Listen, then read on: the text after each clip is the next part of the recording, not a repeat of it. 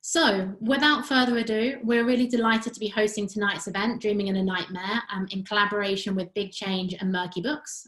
For all of those of you who don't know me, I'm Jo Sparber, and I'm the Director of Impact here at The Conduit. The Conduit is a global community of individuals committed to positive social, environmental, and economic change based in London. For those of you who don't know Big Change is rethinking how charity can be a catalyst for positive change, helping every young person to thrive in the world. They do this by backing the pioneers leading bold approaches on the front line, uniting supporters and activating allies to reimagine education for all young people.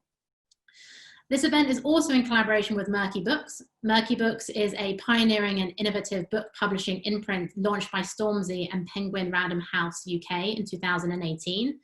It is very much at the forefront of breaking barriers in the book world when it comes to representation, intersectionality, and empowering new voices.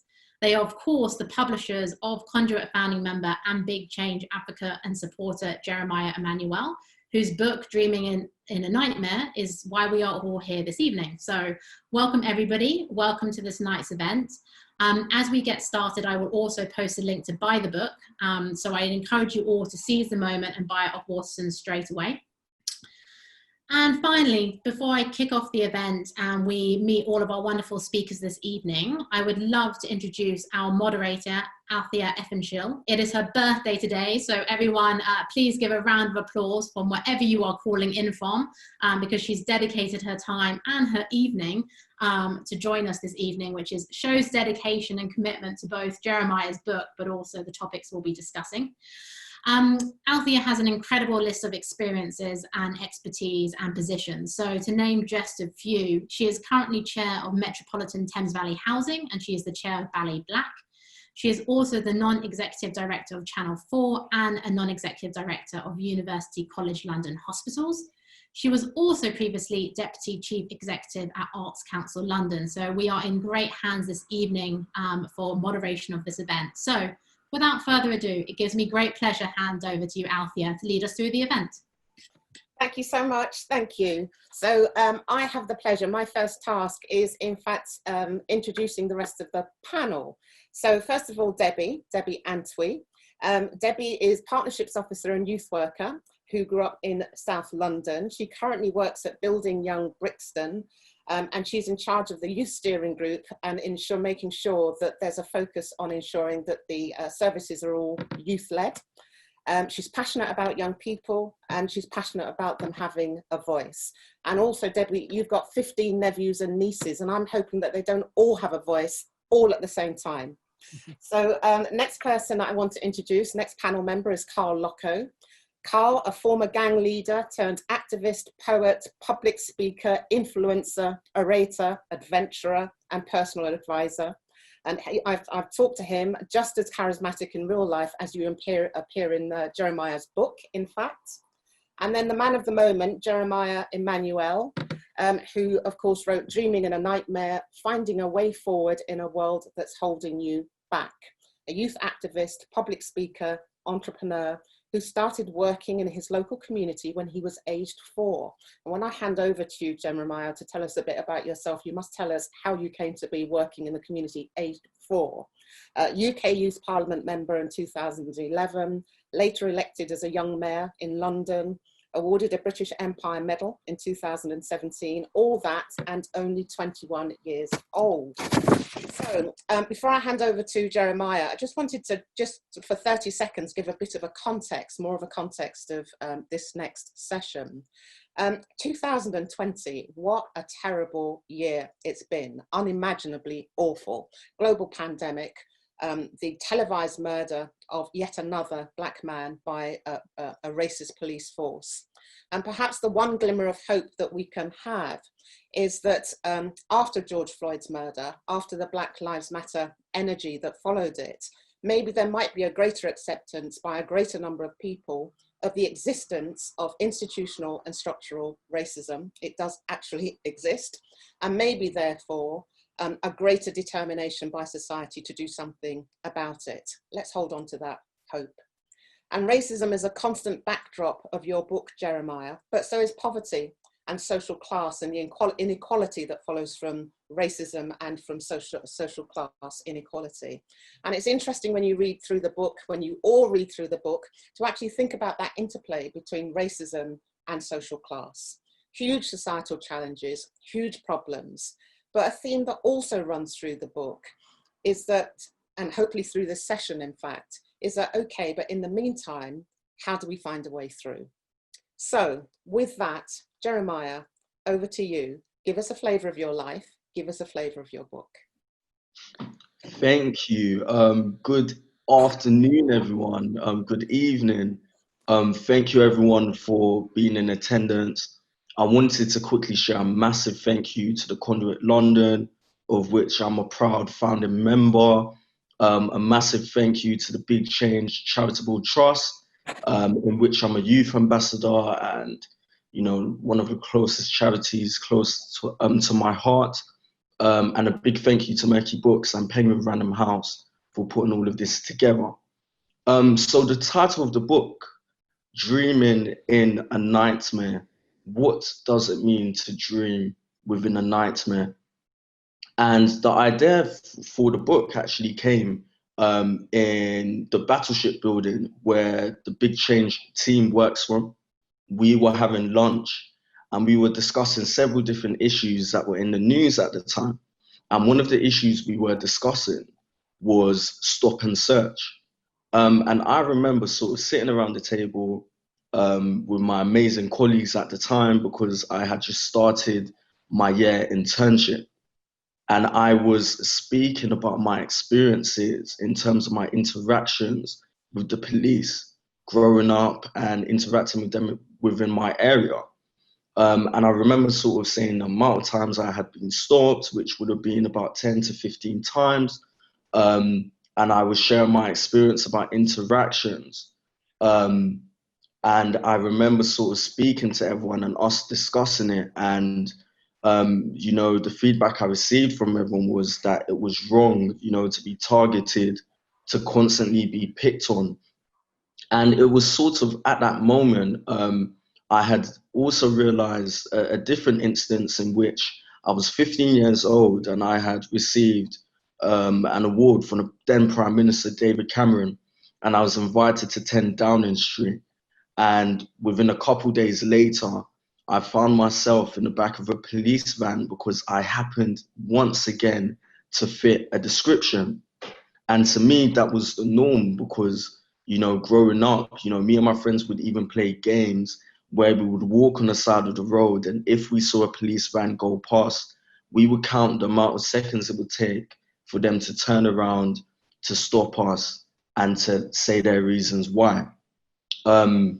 So I remember sharing this story. And again, you know, Jeremiah isn't right. This should have never happened to you. But to me, I felt I was so desensitized. I thought this was a reality that was normal. And this was only the tip of the iceberg. You know, the conversation we had didn't revolve around racism. It didn't revolve around social class. But it was just a stark realization that, oh, wow, maybe my reality and my everyday isn't that normal. Maybe it does resemble a nightmare. And, you know, I could talk on and on about many juxtapositions I have, you know, encountered within my life, you know, even in terms of receiving my job at Big Change. SC North, the CEO, had kindly, you know, spoken to me about the opportunity of getting involved with Big Change. And growing up and being able to engage with Big Change from around the age of 15 or 16, you know, I really loved what the organization stood for. And I really wanted to create real change. But I was faced with an ultimatum, either to accept a full scholarship to attend university, to study something that I definitely wasn't interested in. But the only reason why that was on the table is because I knew I would go to university debt-free. Or it was to have the opportunity to work to a charity close to my heart, to, you know, influence things on a global level, and to really allow young people to thrive in life and not just education. And I remember going to the meeting with Essie, which was quite spontaneous. I had called her to let her know that I was in the area. And after we sat down and she really made me see things from a different perspective, I had realized then that I wanted to continue with big change and pass on going to university. But what Essie didn't know that day is that I was at a local hospital in Paddington, and one of my closest childhood friends was actually in intensive care there after he was attacked and stabbed the night before. And I had literally gone there to visit him. And then sort of being in that hospital room, I was like, oh, the Battleship building's only about 5 or 10 minutes away. Maybe let me give a call to Essie to see if she's free. And the reason I share that story, and it's sort of at the intro of the book, is because again, growing up, the normal was not supposed to be normal. And the fact that now I think back to it after I've written the book, and I was literally in intensive care, and it was really bad. He could have actually passed away. But because we were so used to it and so desensitized, I was so happy to just go to a normal meeting that I would do every other day. And due to my dedication to work in the community and to influence politics, I saw this difference between that dream and a nightmare for the majority of my life. So I hope when we sort of talk today about some of these issues, we can really highlight many of the underlying issues that are affecting communities across the UK. We will touch on race, we will touch on social class.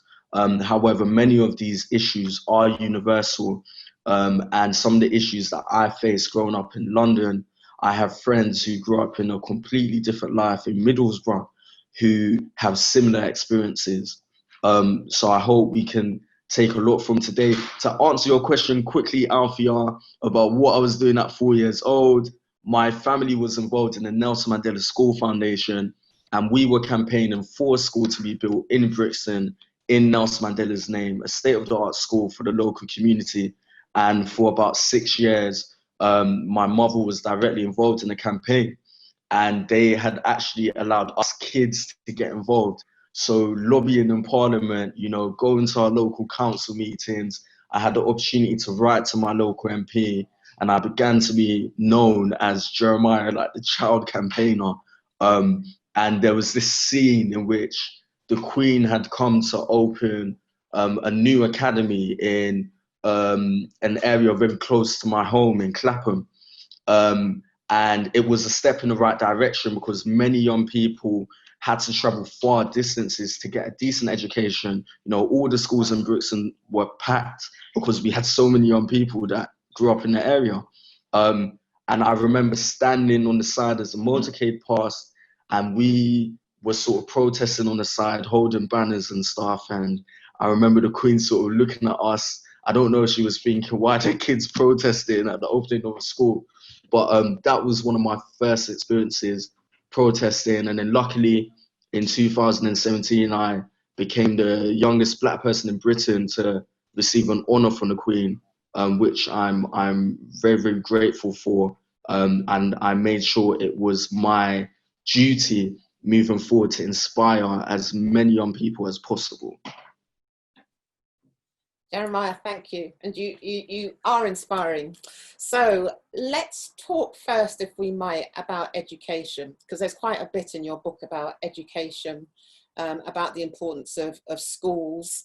And you talk about some good relationships, in fact, with teachers in both your primary school and secondary school. But overall, you're pretty scathing. And you talk about we're educating different social classes for different functions in society. And another bit that I picked out in the book was about PRU, Pupil Referral Unit, the disaster that's a PRU. Nearly everyone I know who went to a PRU is either dead or in prison. I mean, that's pretty stark. So a question for all of you, I think, which is that if you were to reimagine education and the education system, what would it look like? How would it differ from the educational experience that you had or that you see young people still having today? So Carl, kick us off and then we'll go around. Awesome. reimagining education. I mean, it needs a whole kind of rebunk anyway, but if I'm going to pinpoint on one element of it, I would say, I think I would have to echo what Jeremiah said, actually. I really have seen that clear standardization depending on what class you come from, you know. So there was quite a fair bit of hostile pushback when you would say that you wanted to do a job that was outside of what they would kind of deem your remit. It was almost as if there was an offense for dreaming. And I feel like we all deserve, especially in 2020, come on, to live in a world where the barriers to young people should be the parameters of their imagination and their commitment to achieving that. It shouldn't be because of what social, economic situation they're coming from. So I think it would be, for me, if I was to say one element that should change, it should be an overall kind of, let's really make it the hotbed for meritocracy. Let's encourage, no matter what school you went to, whether there is a 30k tuition attached to it or not, let them know that they are the best and the brightest, and even if they are on free meal tickets. Okay. And Debbie or Jeremiah? Debbie. You know, growing up, Althea, education to me was a bit confusing. And it's because when I got to around the age of 18 or 19, even before then, actually, when I was 16, I founded my first business. And it was a realization that I knew nothing about business. I didn't have a clue where to start. And what I actually realized is, why were we not taught about entrepreneurship? Why weren't we taught about a simple thing as to keep your credit file in a good place and how to pay your taxes? And to me, it was because we were in a system that literally just prepared for all of us to work for someone else, or to work for a company somewhere, or, you know, even to just settle for a particular thing. And what I didn't understand, again, it was what Carl said, you know, it was almost as if your dreams were legal.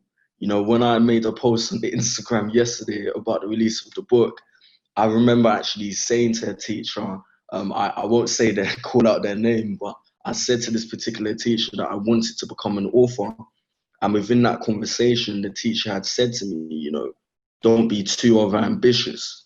And what does too over ambitious mean? You know, I didn't really understand it. So the education system as a whole needs a complete shift.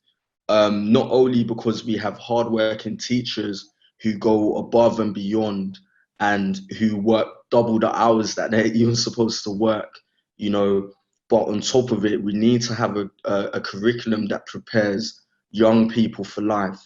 And that, I think, we do not have in place. You know, again, we do have the more academic subjects that will always be there. And I can never argue against maths, English, and science as an example. But I never understood why we can be in an education system and it doesn't prepare us for life. You know, as soon as I left school, I felt like I was just in the deep end. And it's just fantastic to see even an organization like Big Change, you know, they engage with a variety of different organizations and charities that are trying to create a change within this space. But I feel, you know, the government far too long has relied on the third sector and organizations to deal with a lot of these issues. But I believe policymakers and decision makers need to step up.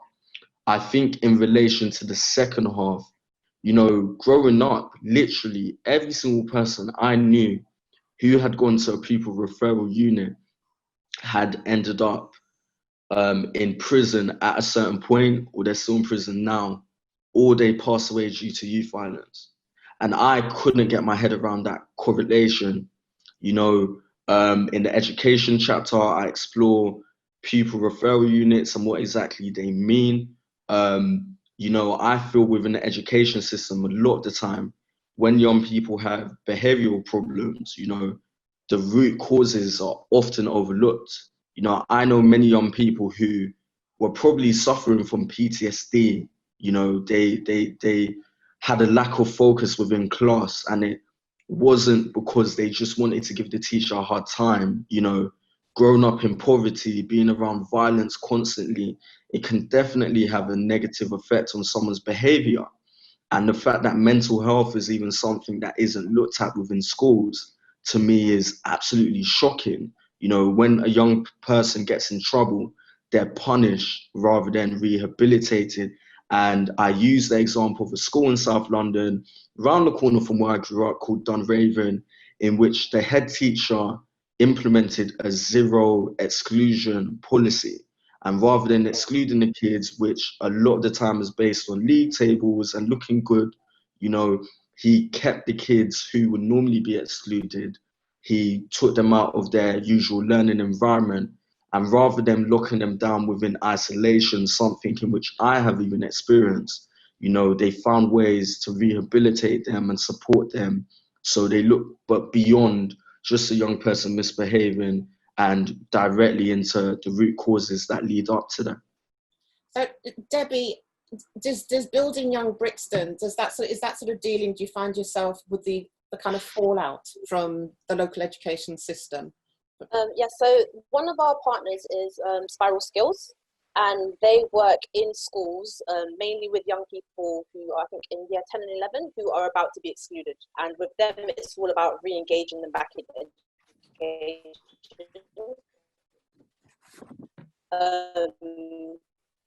With kind of fun, alternate ways of learning, because it's that kind of. You're freezing a bit.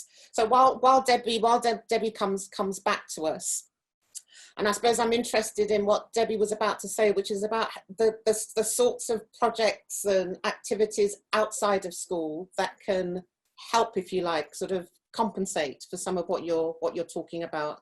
And if you've got examples of those, and actually sort of people watching and listening to this as well, what they can how they can contribute to help with that sort of compensation. I don't know who's trying to come in. Debbie, are you back with us? Hopefully. Can you hear me? Yes. Yeah. Okay. Sorry about that. So yeah, Spiral Skills really focuses on what the interest of the young person is, because again, they find that, so a lot of the young people they work with are young black males who are about to be excluded either because of their grades or behavior, but it's about kind of re-engaging them with what they're interested in. For example, if a young person has said they want to be an engineer, they'll arrange an away day with a company where you go to learn about this kind of profession, and you can get steps to see how you can kind of build up to that career path. And I think with us, we are able, as a partnership, we're able to refer young people to Spiral Skills services. But we do kind of realize that a lot of young people, like Jeremiah said, they're not being, their needs are not really being met by teachers, like stuff like trauma practice training or mental health first aid. These are kind of things that are kind of overlooked. And there needs to be kind of a focus around that, and so that we're not kind of pushing these young people to the periphery or writing them off before they even had a chance to kind of excel at what they're good at. Against the background of kind of systemic structural racism that we know about, that you've described in the book, how do we get individual young people to be the very best that they can be? I mean, reading through, the book is full of extraordinary young people. So you, Jeremiah, but other people, Carl, other people. But actually, can anybody be extraordinary? Or is this something that we can help young people to be? Carl, what's your view? Yeah, outside of institutions and young people as individuals, I believe the power is to get them to believe in their own agency. You know, that they can actually turn left if they want to turn left, turn right if they want to turn right. You know, I know it sounds quite simple, but there are so many coming from different pockets around the country, and especially the pocket of the city I grew up in, Knightsfield Estate, Brixton. where, I mean, dreaming wasn't allowed, you know. It was more, there's so many kind of racial sliders, implicit kind of undertones that condition everyone, without, whether they're aware of it or not, that, you know what, this is literally all there is, you know. So in my own kind of personal narrative, my ability to change and the start of my change came from when I knew I had agency to do that. You know, it sounds quite like trivial, like, oh you must know you are able. No, I mean, I actually did feel as if development outside of what they had offered me in terms of schooling was not that it wasn't allowed, but it was just a bit, I know it felt very awkward when I began to read books that wasn't on the syllabus. Like, it felt very alienating when I began to learn 10 new words a day to change my lingual syntax. It felt very almost as if I'm kind of not knowing my place, you know?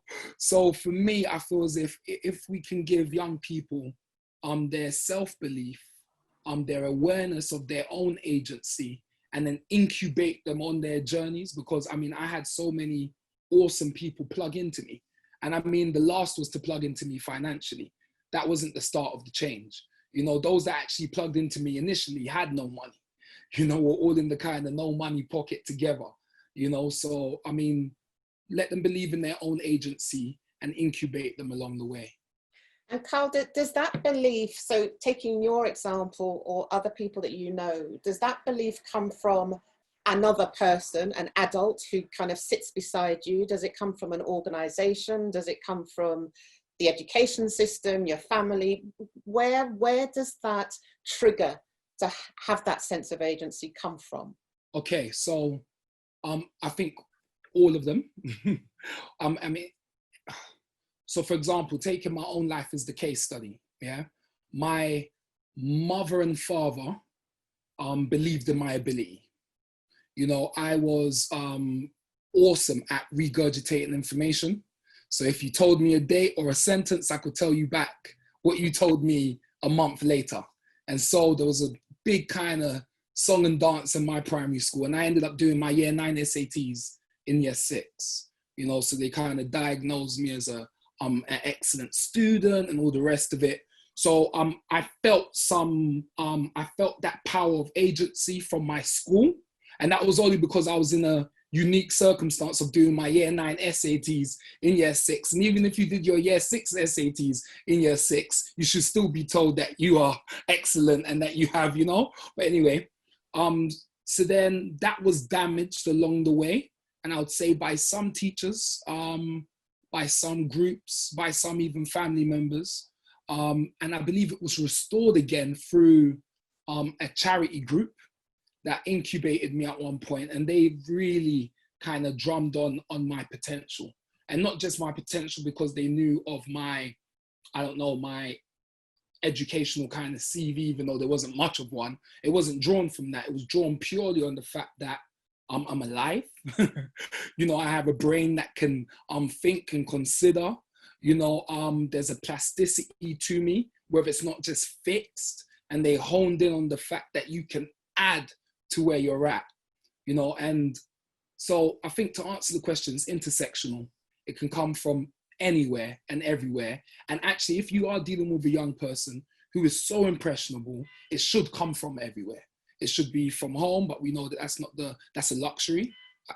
It's not necessarily everyone's going to get that at home. I feel as if it shouldn't be a luxury at school. I feel that everyone should get it from the schools. And I feel as if people that are just on and have some energy and some time and some love to give, you know, they should just kind of just tell someone and like just help to fertilize their ambitions. There's a theme running through your book, Jeremiah, which is about the fragility of life, I think, the sort of life that's experienced by young people living in the sort of areas that you are talking about. And Carl, there's a part in the book where you describe your experience as a child of having a young person shot right beside you, and then the shooter taking off his shirt and joining the rest of you and playing football. And you talked about the trauma of it, and yet somehow the romance of it. And that was sort of part of your journey into being a gang leader. So again, maybe starting with Carl, and then I'd like the others to join in. It's something about the living with that kind of fragility of life, physical threat, danger, a hostile criminal justice system, how that affects you as a young people, and how one moves out of it. You know, what we do actually to reduce youth violence and the sort of environment. Carl, kick us off with that. You know what? I feel as if Jeremiah kind of hit it on the head when he spoke about in his introduction about the normalization. I cannot emphasize enough just how normal these abnormalities are in particular communities. I mean, the first time I received a racial slur from a police officer was pre-gangsterism. You know, so some might say, oh yeah, but you were a gang leader. Obviously they'll be hostile to you. I mean, I experienced that hostility prior to my involvement, you know, and I actually peg my my initiation into that life, not just by the young men and women in the community that was just as lost and scared as me, but actually the variables that led us to believe that to band together in such a way and to subscribe to what is quite obviously not a good way to live. You know, I kind of hinge that on the fact that these variables, like the police officers with their hostility at times, and not all police officers, but I did experience that. I would say growing up in an area where you are privy to certain happenings, like for example, me being 12 years old and watching this guy being shot. I mean, your life is never the same again. You know, I mean, it's like the vase that cracks and you can glue it together, but you know, if you touch it deep enough or examine it long enough, you're going to see the cracks are there, you know. And the reason why I kind of say it was romantic is because you're coming from a community where everything is speaking to you powerlessness. I mean, for example, in implicit ways, like when my mother, who migrated into this country, she was a teacher, her mother was a teacher before her, upstanding citizen. I mean, I don't even hear her use profanity, let alone break the law.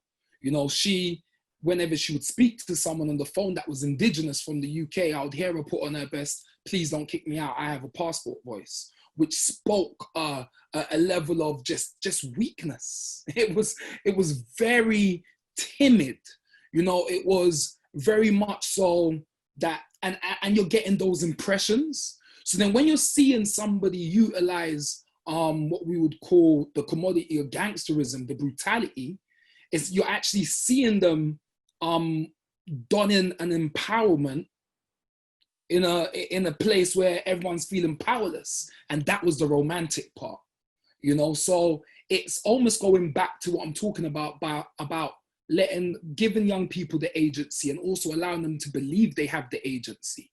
Because what I saw on that young man that discharged that firearm was agency. He wanted to go right, or should I say he chose to go right, then went right, chose to go left and could go left. And that, for me, that was definitely the pull. Jeremiah, in the book, you talk a lot about the importance of the youth service, and actually that the reductions in the youth service, and you've linked to increase in youth crime, increase in violence. Tell us a little bit more about your thoughts on that. Yeah, you know, growing up, again, another thing that was so abnormal, but to us was so normal. After austerity kicked in, I think in 2010, nearly 95% of our youth services within the borough of Lambeth were cut. So that basically meant that the majority of youth clubs closed, or those that remained opened were heavily limited in what they could offer. And this meant, as a 12-year-old after school, you know, our youth club became the local McDonald's restaurant. And again, when I think back to it, about how we would end up in McDonald's after school for hours on hours. Sometimes I would leave school with my friends and go to McDonald's, and we would spend more time there, all there together, having fun and chilling, longer than the time we just spent in school for the whole entire day. And it was because there was physically nothing to do. To us, it was a safe space, you know, in the middle of Brixton, all of your friends can come together. The staff were very friendly and they knew our situations. They didn't boot us out of the restaurant. They allowed us to sort of stay there together. But to anyone else and to the 21-year-old Jeremiah, you know, I think about the fact we were just out in the public. Anyone could have walked in. You know, there was no one watching over us. There was no supervision. You know, we would walk into the toilets and there would be a lot of drugs misuse. You know, I remember the first time seeing someone do crack in a toilet, and as a 12-year-old who's witnessing all of these things, again, to us, it just became the norm. And my sort of direct comparison between the cuts to youth services and the rise within youth violence and stuff, it isn't saying that when the youth clubs closed, youth violence went up straight away. But it's more us just delving into the fact that when young people have nothing to do, you know, that's when they're more susceptible. It's more susceptible for things to happen. And for many young people, again, the route and the cycle that they now went on, which was in a negative light, only would have been projected even more because they weren't occupied with activities. They weren't away from the streets. And as a young person who witnesses stuff like that, you know, who witnesses violence in the same way Carl witnessed someone get shot next to him at the age of 12, the first person that I saw stabbed was at 12 years old as well. And it's like, as kids, these are things that we shouldn't have to, like, we shouldn't see. So when I talk about the direct correlation to youth violence, again, there's always the argument, oh, but a young person has a choice whether or not to pick up a knife. But when you're in an environment where people are getting injured every other day, you're hearing about a new murder every other day, your relationship with the police, your only interaction with the police is that they stop you every other day because you fit a description. So how will you feel safe within that environment? And not justifying anyone's wrong actions, but even me myself, at times I felt so unsafe because things just get crazy over and over again. So the important message that I touch on in the book, sometimes, like, I just feel we have to eliminate the immediate argument. You know, when it comes to racism, a lot of the time, and we have that debate, the debate is more revolved around the fact that racism probably doesn't exist as much anymore, as opposed to us debating why racism still exists in the first place and what we need to do to eliminate it. And that, for me, scares me, because if we live in a world where there's loads of denial as opposed to actions, you know, then how can we move forward to create a better world for the next generations to come? And what's the action that you're talking about there? The action for me, you know, is in terms of like inequality. That is more or less the overriding message within the book. And I've got one simple action. It isn't a government policy. It isn't a law I think should be put in place. It isn't a best practice or whatever. My best solution to inequality within this country is communicating. And I feel we don't talk enough about the fact that inequality exists. You know, again, I totally lived in poverty. I share the example of my mum coming over from Nigeria as a fully qualified lawyer. And when she arrived in the UK to, you know, create a better life for herself, you know, this was after she was a victim of an armed robbery in Lagos. You know, and I even only found that out when I started writing this book. But my mum had felt that she had escaped and she came to the UK. And when she came here, even though she was quite middle class in Nigeria and she was a fully qualified lawyer called to the bar, her qualifications meant nothing. and it meant that she went automatically into a life, a hard life of hard work and trying to provide for her three kids as a single mother. And my father, after leaving my mum, actually passed away. So she had to take on those two roles.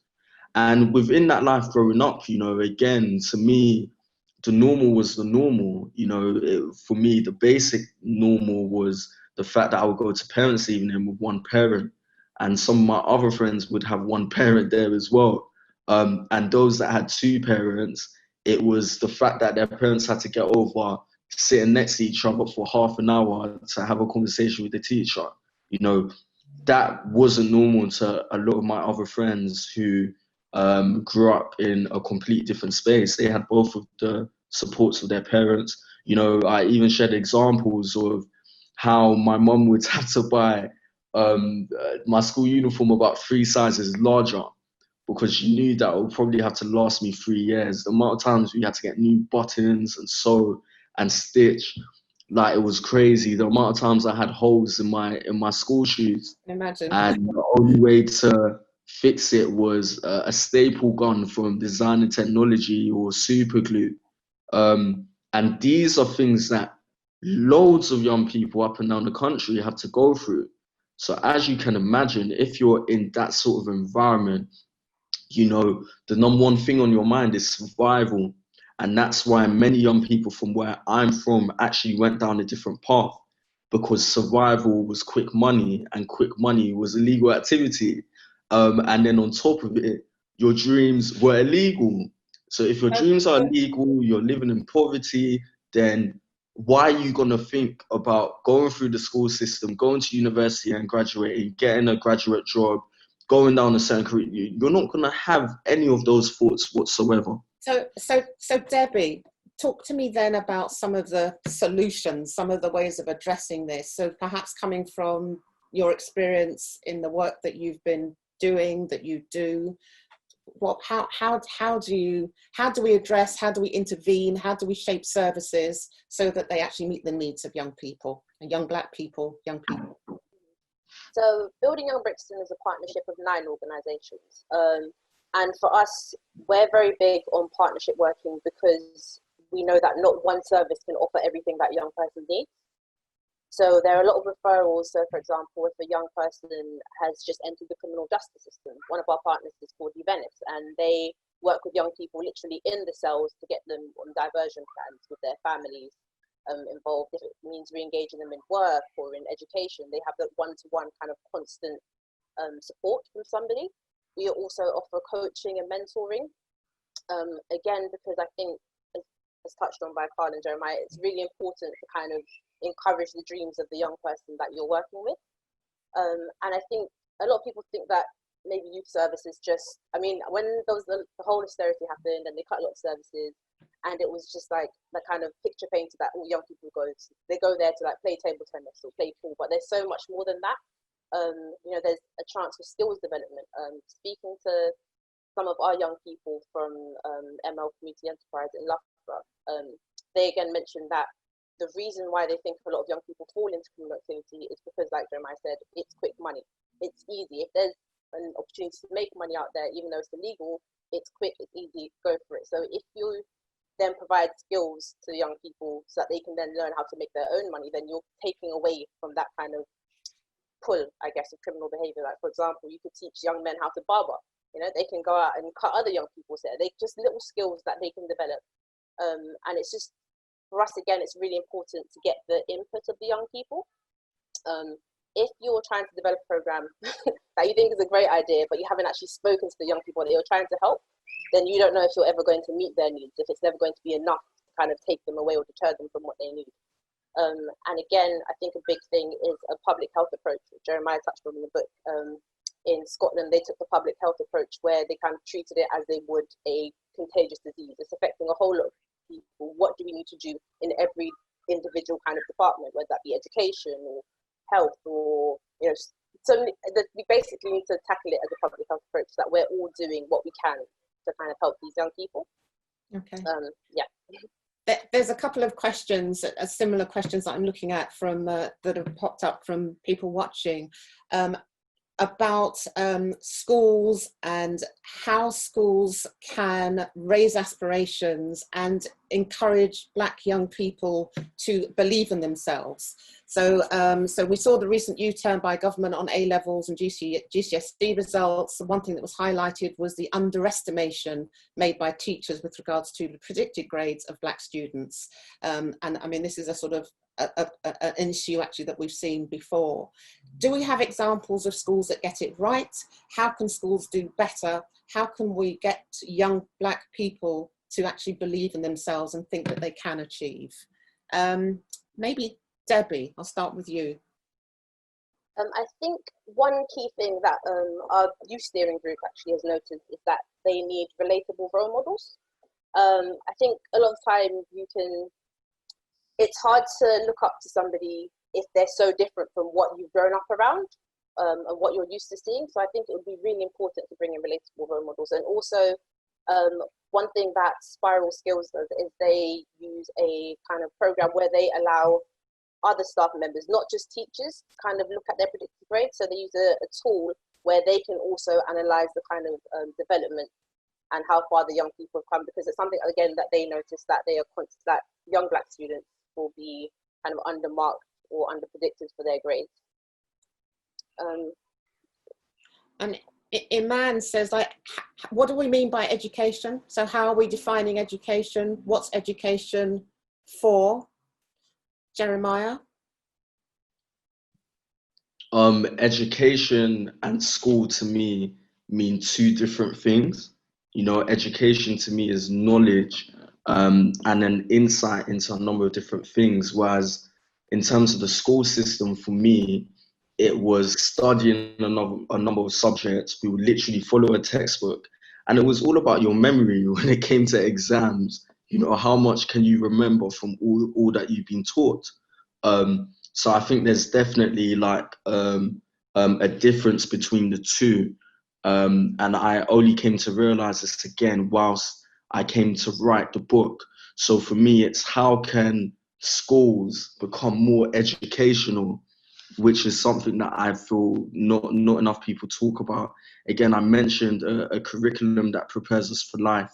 One of the skills that I would have loved to learn in school that I was fortunate enough to learn in the Army Cadets was first aid. And I actually found myself in an incident where I had to use those skills that I had learned to help a victim of a stabbing.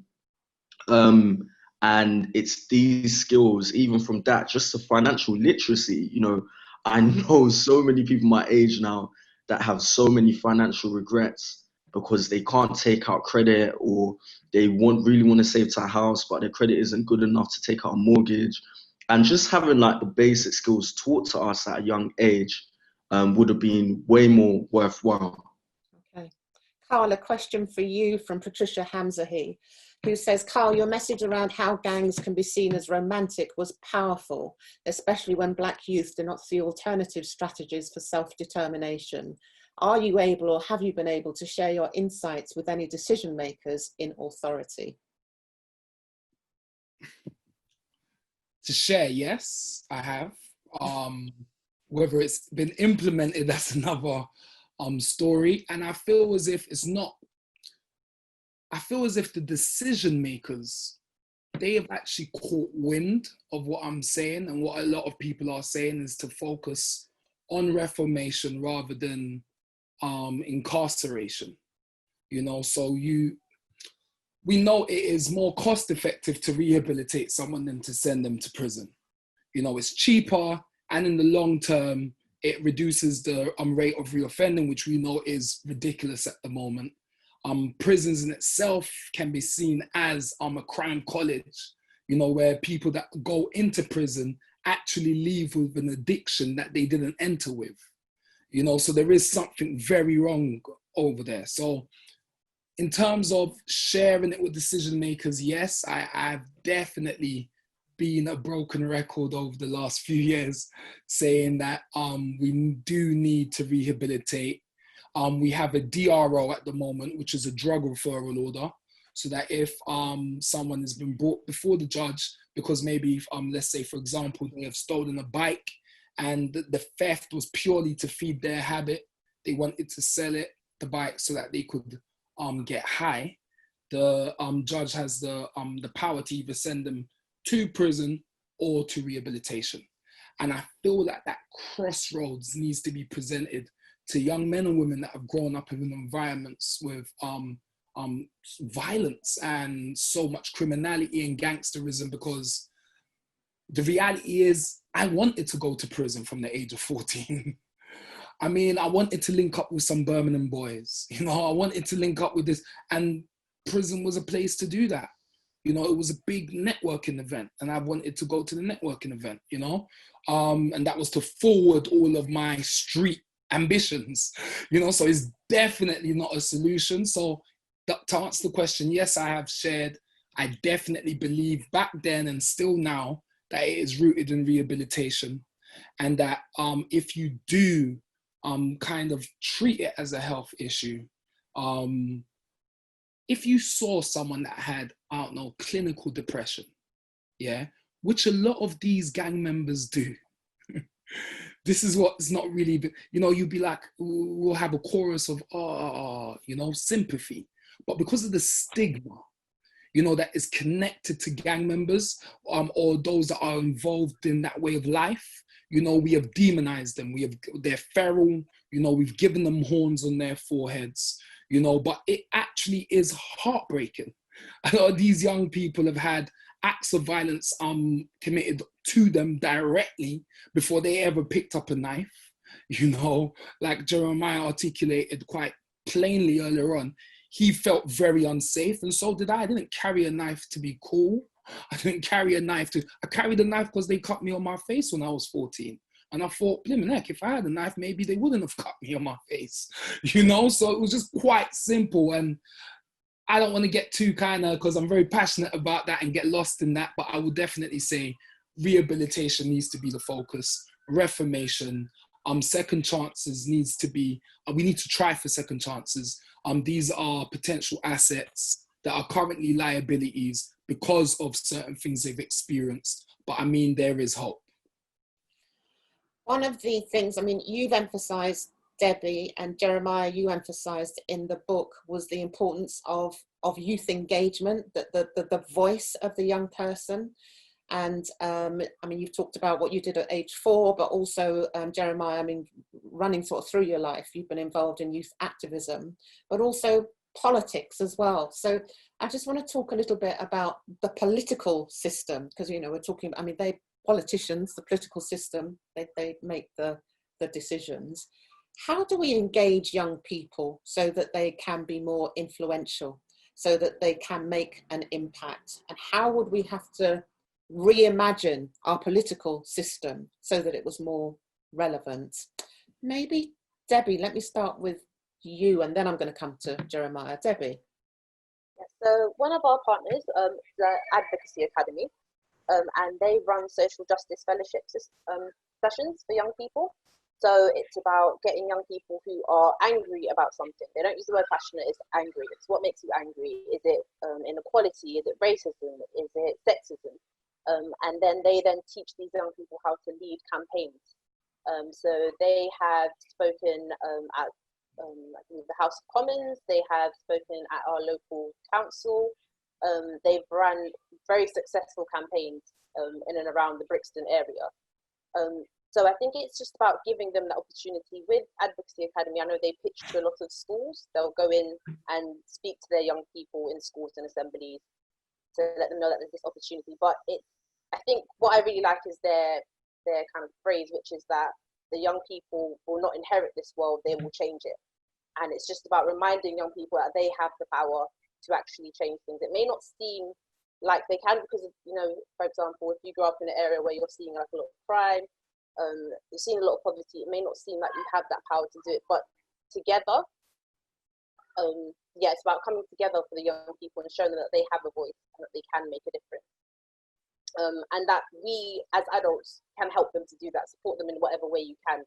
So I know that with Advocacy Academy, they do have volunteers that come in and lead some sessions but it's about giving back to them so that they're able to make the difference that they want to see. So maybe Jeremiah, sort of, there's a question from Liam Black. So I mean, you'll have had an answer to the question I just asked, but he also asked. So congratulations on the book. I look forward to reading it. But inspirational individual stories only get us so far. If racism is structural, what are the structural responses? No one here is talking about politics, parties, tax, redistribution, etc. Is this because Brexit has shown that the country is so divided that the sort of system change required is just no longer an aspiration for us as a society?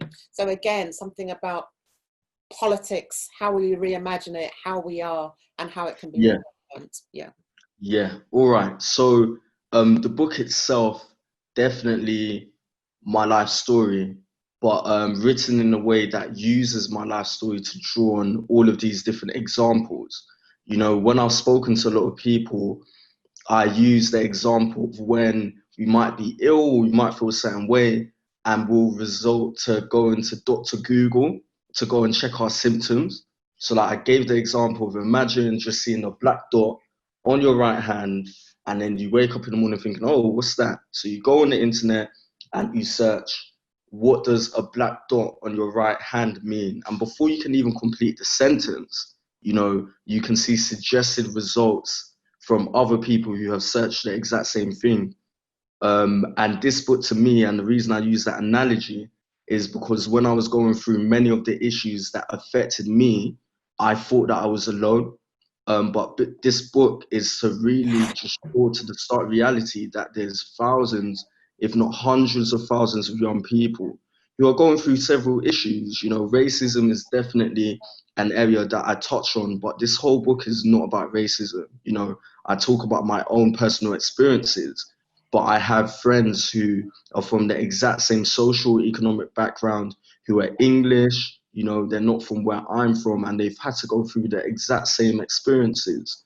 One thing that I feel that I come across a lot of the time is references to like the black community and poverty and stuff. You know, I know people who look like me and have the same sort of name like me, and they've got to Eton and Harrow, and not because they've just got a scholarship, because their parents can actually afford it. And their experiences are definitely different, but they still experience forms of racism, you know, but the way that they've grown up has been completely different to myself. And one thing that really, really just scratches my skin is the reference to the black community. Because what does the black community mean? You know, there's a black community in Peckham of Nigerians, and there's a black community of Jamaicans in Brixton, and there's even another black community of Jamaicans in Harlesden, North London. But again, you know, it doesn't mean we're all the same, because you know, everyone looks the same. So again, a really important factor of this book was drawn to the fact that a lot of the time, especially in terms of youth violence, it can be seen as like a black thing. But I sort of talk over this and look into the stats, because numbers don't lie. And, you know, there's a population of 1.2 million black people in London alone. And let's say on a very bad year, 50 perpetrators of a murder were black. You know, when I compare that to Glasgow's numbers, which is, you know, really not diverse in race at all, because it's obviously very far up north. You know, they had a population of 600 people, and in comparison to the percentage, you know, 1.2 million and 50 in a bad year is 0.004%. But when you compare that to Glasgow, when they were at their height of, and even, you know, labeled the murder capital of Europe, you know, that was closer to 1% of the whole entire population. So for me, it's really important to look into numbers. And I feel because of the media, because of films, because of what we're presented with on the TV screens and in newspapers, you might think that this is, not saying it's not an issue within London. And again, I talk about the way I was directly affected by it. But sometimes things are not just all in relation to race.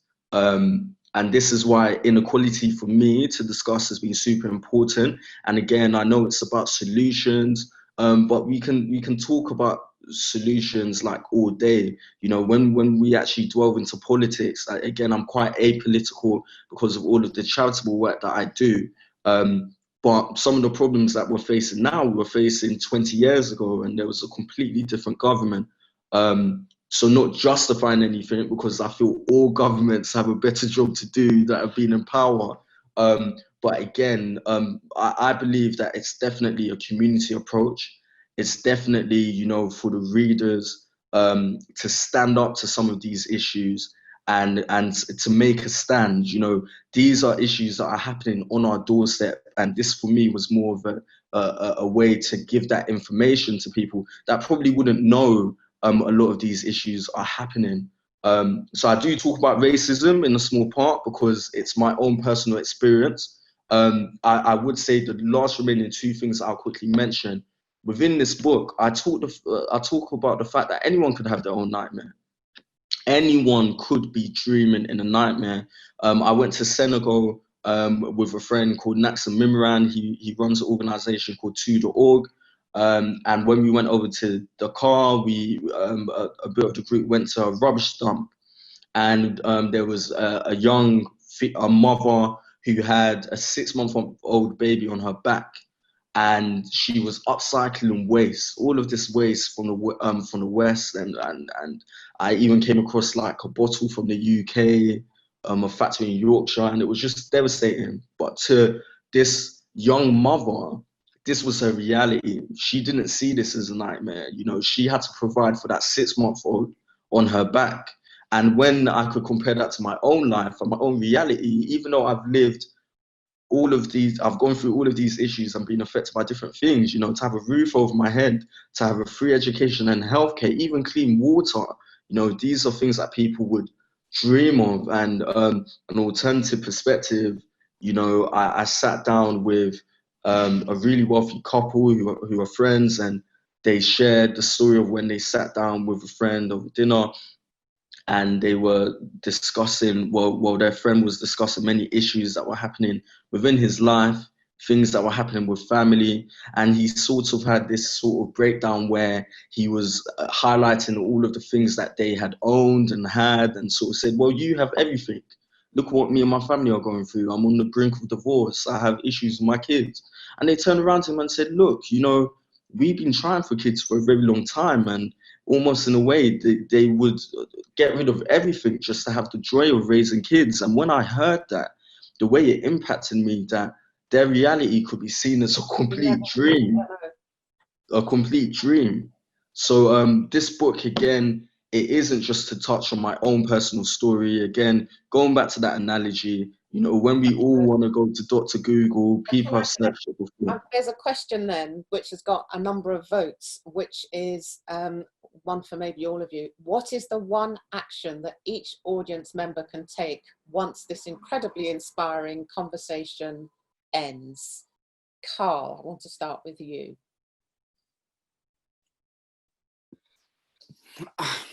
Wow.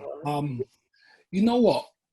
I think it is rooted to the previous question as well, regarding, it is a political problem, essentially. And I do believe that, because I think we need to focus on the way we are voting, and let politicians know that we have changed our approach to voting and what we deem as a metric to a job well done. Because the reason why people tend to look away from politics for the solution, even though most of these issues are a byproduct of a broken or fragmented society, which is ultimately a political problem or a political issue, is because we know that politicians are more concerned about their own legacies and the low-hanging fruit and the four-year revolving door. So when you understand that some of these systemic issues and these fractures in our society have been ushered in through a generation, and will take ultimately a generation to kind of wean them out. Like, no one's playing the long game, you know, so what we do is more cosmetic work. So it will be more reaction. All right, yes, we're going to vote for the police officer or the chief of the Met or this mayor or that PM that's going to put more police on the street, more coppers on the beat, you know, because that is a reaction to the problem, but it's not actually dealing with the root cause. So if I was to I could say something a little bit more fluffy about what we can all kind of do for our own personal agency, which would be to acknowledge that we all have implicit biases. It would be to acknowledge that there is such thing as automatic assumptions. You know, it would be to be a little bit more caring of, and I mean, what Jeremiah said about communicating and allowing people to communicate, and also when people are communicating, to hear, you know, because I recently got a new addition to my family, a Boston Terrier puppy. His name is Billy Brixton. And Billy now, when I was calling, made the phone call for him, he was actually, the breeder was in Doncaster. And I literally was terrified to let the breeder FaceTime me. Because I'm like, you're gonna FaceTime me and see I'm black. And people are thinking, what? You're worried about that? You know, like, yeah, absolutely I'm worried about that. He's got limited puppies. You might have more of a lead-in to give it to someone else because you see a certain image and certain things come. If you hear a particular accent, there is automatic assumptions. There is implicit biases.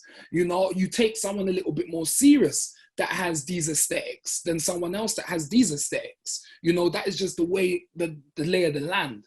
So for me, if I'm talking about what should we do as people individually, it will be to actually communicate and to hear those that are trying to communicate and to actually listen and know that there is a part of the story that you aren't privy to.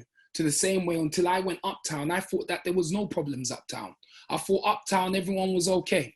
You know, I thought over there, literally, like it rains cotton candy. And, you know, and I've realized that problems is universal, you know. So I feel like we need to all just kind of listen a little bit more and also let our politicians know that the jig is up. We want the long game. We want generation in, generation out. We want guy go. You know, we want to actually deal with the root causes of these things. And we aren't going to see your kind of fluff campaign of more police on the beat, more this and more that, just to kind of ensure your own personal legacy. So Debbie, what's the one thing that an audience member can do after this conversation? I think for me, it would be get involved with your local grassroots organisations. There are so many, speaking in this aspect about young people, but there's so many charities out there doing amazing work, whether it be for mental health or whether it be a bench playground, a youth centre. I think it's really important to give back. A lot of the centres, for example, Baytree Centre, which is a girls-only centre in Brixton, all their services are essentially run by volunteers. Without their volunteers, they wouldn't be able to help the number of young women and girls that they do every year. So I think it's about just seeing what you can do to support those local organisations. Jeremiah, we've got about 30 seconds. What's the one thing? Yes, for anyone who might work for a company or runs their own business, I believe in terms of corporate social responsibility, we need to be remembering the young people who have been affected the most in the world post-COVID-19.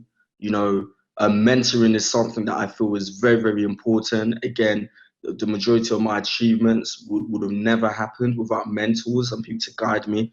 And if in any way you can set up some of these programs or even engage with Big Change to speak to some of the organizations they're supporting who are doing the exact same thing, it's really important to support the next generation in this way. And as a consumer base, you know, Generation Z is tipped now to be the biggest consumer base. You know, we care more about purpose. What are the businesses that we're engaging with on a day-to-day basis doing to impact the world around us? So that is what I would say. You know, think about ways where as a company, as an entrepreneur, as a philanthropist, you can start thinking about these forgotten youth. So I think we've come to the end of our session. So Carl, Debbie, Jeremiah, thank you so much. And I hope that everyone who's been watching this can see how fitting that title of your book is, Dreaming in a Nightmare, Finding a Way Forward in a World That's Holding You Back. Thank you. Joe, is this where I hand back to you? This is. And so actually, Althea, I'm going to come straight to you with what is your one thing that Oh you my goodness. share with the audience who have dialed in terms of what we can all do? So I think there is absolutely something about taking responsibility. So when we talk about structural racism, institutional racism, it's kind of out there, it's a system, it's a society, and it's a big thing. And we need big solutions. And I absolutely agree with that. But there's also something about individuals taking responsibility for their actions, their attitudes, their beliefs, and doing the work actually. About talking about their own bias, their own attitudes. And there have been some sort of practical suggestions about working with young people, working in voluntary sectors, so sort of doing something, challenging others, I think is important. Thank you very much, Althea. A huge thank you to Althea, Carl, Debbie, and Jeremiah for joining us this evening. Thank you to Big Change and Murky Books for collaborating with us on this event. If you didn't get the message, go out and buy Jeremiah's book, Dreaming in a Nightmare.